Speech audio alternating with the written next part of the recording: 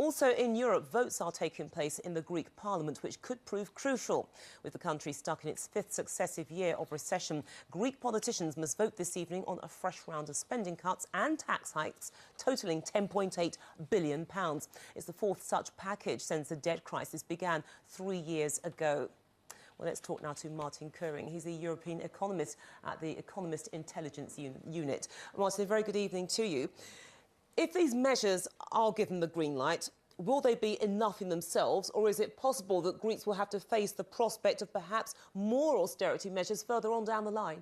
Well, first of all, they have to pass these measures, and that's tricky in itself because the government currently has a very slim majority. I mean, usually they have 176 MPs in a parliament of 300, but one of the junior coalition partners, the Democratic Left Party, a left-wing party, has already said that they would abstain. And then there is another junior left-wing party, the PASOK party, and they have 33 MPs, and some of them might actually vote against the measures as well. So it's not as clear-cut to actually say that these measures will be passed. But if they are passed, then that would be, kind of not really a big step, but at least some prospect that Greece will then receive the tranche, a huge tranche from the EU and IMF, 31.5 billion euros. That will be decided on Monday, next Monday, November the 12th.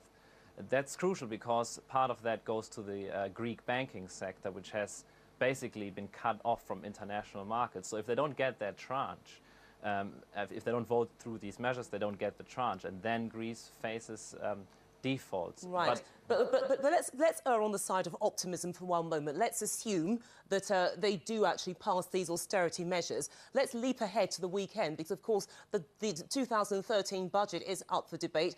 Is it a certainty that if the austerity measures are passed, then perhaps the budget will get through relatively easily in the given circumstances as well?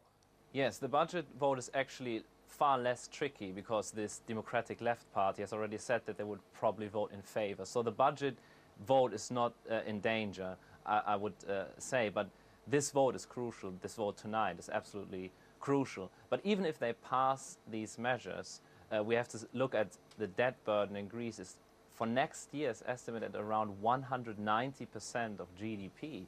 And if you look at what the EU and IMF have been targeting and have been saying is sustainable, 120% of GDP. So 190% of GDP, that's what it will be next year. And 120% of GDP is the target that Greece has to meet by 2020. And it's looking very unlikely that Greece will meet this target unless there will be a debt relief.